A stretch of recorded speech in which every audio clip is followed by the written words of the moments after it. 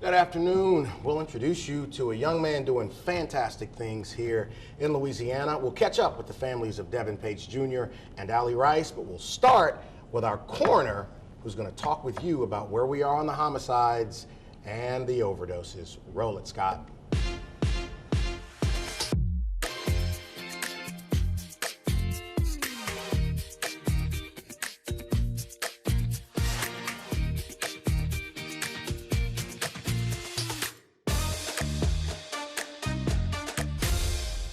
That much closer to Thanksgiving, my all-time favorite holiday. All there is gathering together, eating like you just got out of prison, and then watching football all day. What could go wrong?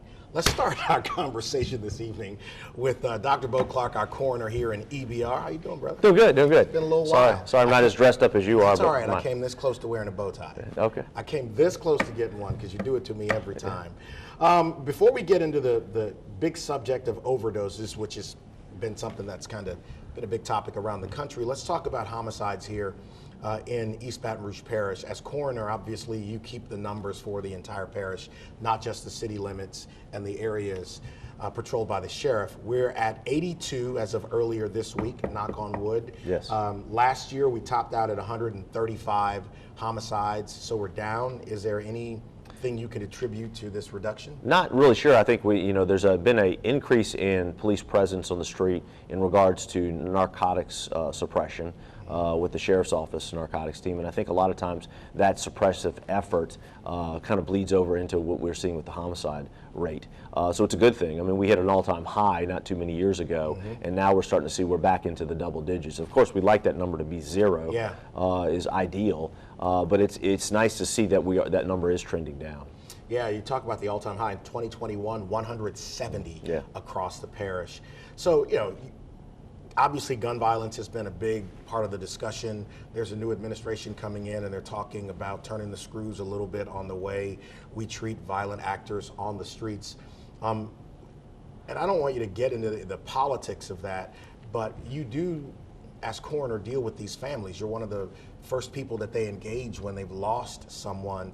I think that there is value in reevaluating who gets to go back on the street in quick time. Absolutely, absolutely. It would be interesting, I guess, as a future thought, if they would bring my office into the mix on that decision, which is nothing really. What would you say?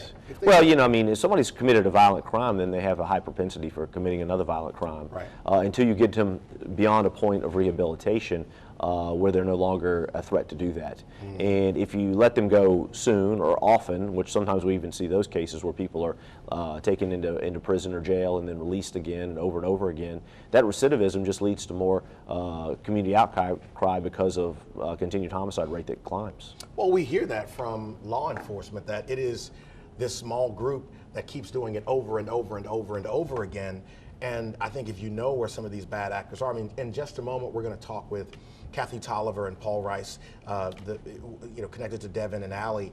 And I think we should think about these families sometimes and not just the politics when it comes to this thing. All right, overdoses.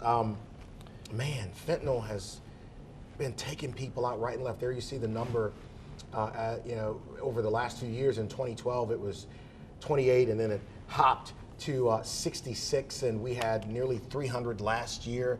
Let's talk about why this is so out of control. So the opioid epidemic's been raging now for about a decade. I was the first one to bring light to it in 2012, and we've just seen the numbers increase time and time again. What's concerning me the most right now, as of today, we've had 8 probable overdoses in the last 7 days. So with our total year to date being 242 overdoses, if we kind of put a trajectory on that, we're again looking at another year that's going to be around 300 overdoses. I mean, it's crazy. You had 242 in 2020, 311 in 21, 296 last year, and you're talking about being on a trajectory to be over 300 again. A big part of this is people lacing other things with fentanyl and not knowing the balance and killing their customers. Correct. So when we go back and analyze the last 3 years where we saw these numbers that were at 300, near 300, what we're able to determine now is that fentanyl is being laced into other drugs such as cocaine, methamphetamine, and marijuana. So no drug really is safe from being adulterated by fentanyl. So a person who normally never would be an opioid abuser goes and buys their methamphetamine, buys their cocaine. The next thing we find out is that they've died of an overdose, and it was the fentanyl that was in those drugs that killed them. And so because of this phenomena, which we call an adulterated drug, an adulterated illicit drug, you're seeing those numbers get driven really, really high. Since 2015, when we first saw the emergence of fentanyl in our community, we've worked 1,067 fentanyl deaths. Do you think the public is taking this as seriously as it needs to? Well, I think the more people I have the ability to talk to about it, the more times the light bulb goes off and they go, well, maybe we should take a second look at that. So I've made my mission this year to reach out and talk to as many groups as I can to give them this information so they can act wisely. Is there legislation coming next year? Well, there was legislation this year that enhanced penalties for the distribution of fentanyl. Okay. And so we'll have to wait and see what that does, but it can only make things better by getting the fentanyl dealer off the street.